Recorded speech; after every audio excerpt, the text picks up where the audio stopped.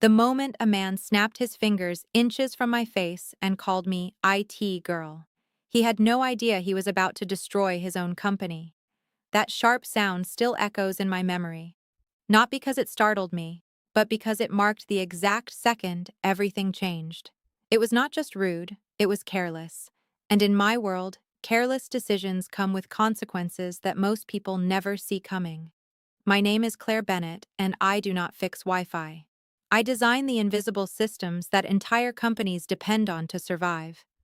I build the backbone of buildings, the silent architecture that keeps data flowing, temperature stable, and operations alive. Most people never think about it. They walk into an office, open a laptop, and assume everything just works. They never wonder who made it work. That day, I was seated at a polished conference table on the 37th floor of Skyline Tower, reviewing a dense infrastructure schematic.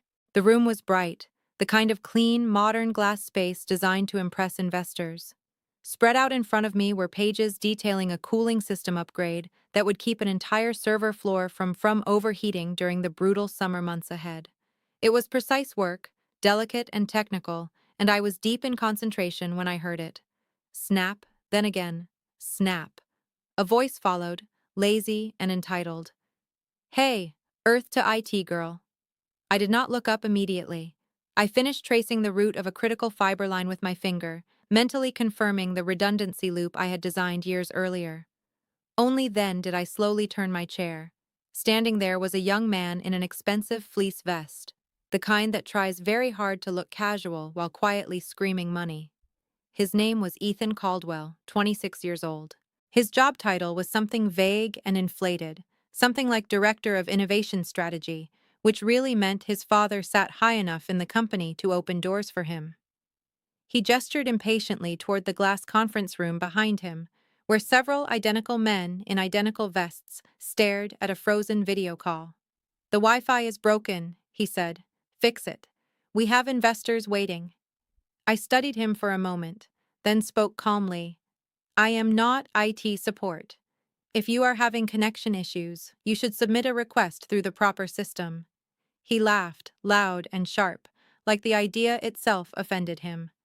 I do not submit requests. I tell people to do their jobs. You are sitting here with a laptop, so fix it. There was a time in my life when that kind of attitude might have rattled me.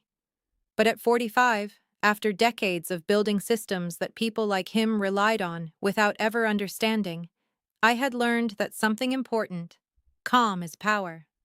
I turned back to my documents. I am busy, I said, and I do not have access to your local network anyway.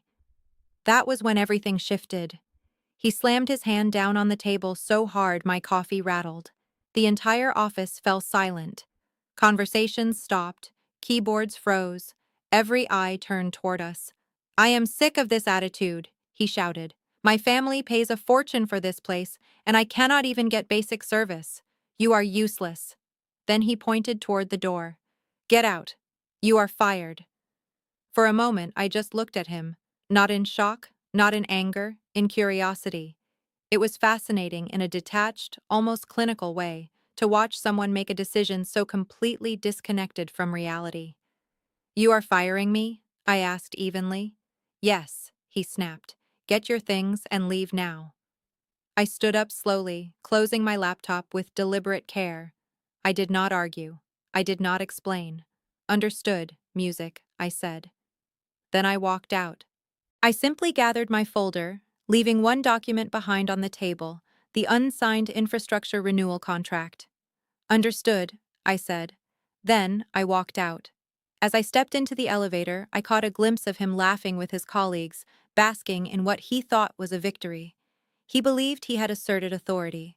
What he had actually done was sever the very systems keeping his company alive.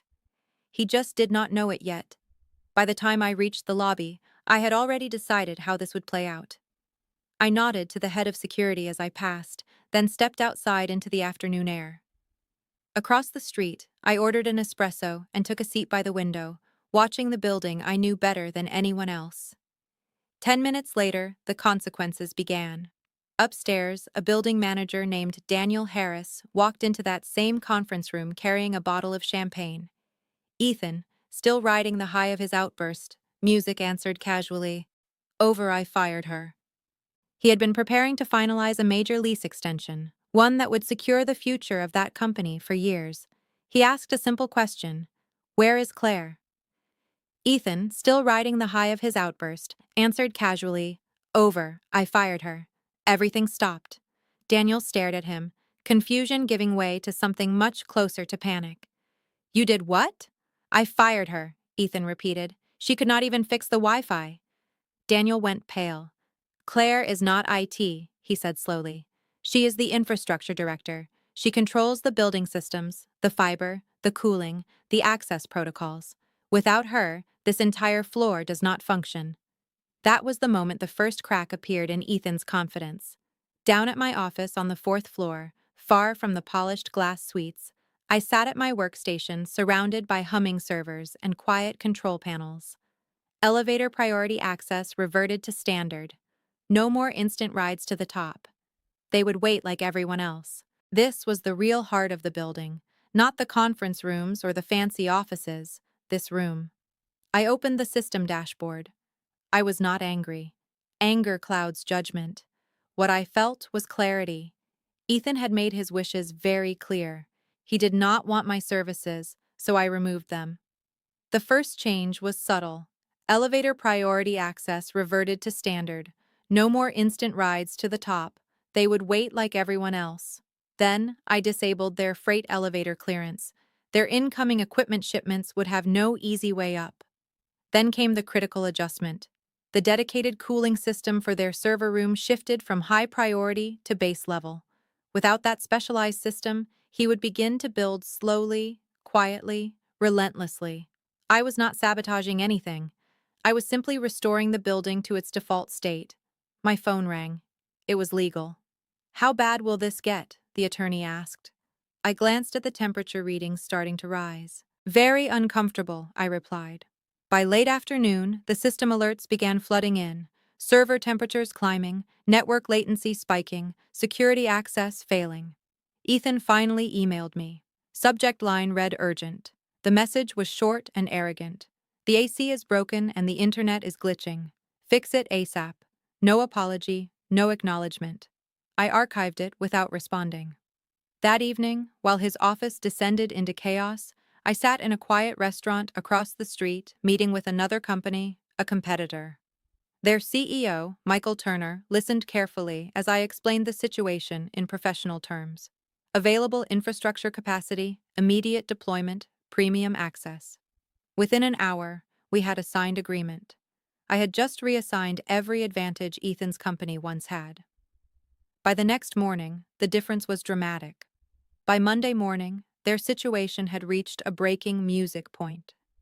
One floor thrived with fast systems and stable environments. The other struggled with overheating servers, failing connections, and growing desperation. When corporate lawyers finally called, their tone had shifted from authority to urgency. "We need to fix this," the attorney said. I leaned back in my chair. "The capacity has already been reassigned," I explained. "There is nothing to restore." Silence filled the line. By Monday morning, their situation had reached a breaking point. Employees could not even access the building due to expired security credentials. Systems had fully shut down to prevent damage. Operations had effectively stopped. Ethan finally sat across from me in a small, windowless conference room. The arrogance was gone. All that remained was desperation. "We will sign whatever you need," his father said. I placed the contract in front of them. "This is no longer available," I replied. They respected the systems they depended on, and more importantly, they respected the people behind them. The realization hit them slowly, then all at once. They had not just lost a negotiation, they had lost everything that made their business functional. Within weeks, they abandoned the floor. Within months, the competitor moved in, thriving in the very space that had once nearly collapsed. As for Ethan, I heard he was transferred to a smaller office far away, somewhere the infrastructure was far less forgiving. Months later, I stood once again in that same conference room. now filled with a team that understood something important. They respected the systems they depended on, and more importantly, they respected the people behind them. Because the truth is simple, power is not always loud. Sometimes it is quiet, hidden in wires, cooling systems, and unseen agreements. And when someone disrespects it, they do not hear it coming. They only feel it when everything stops working.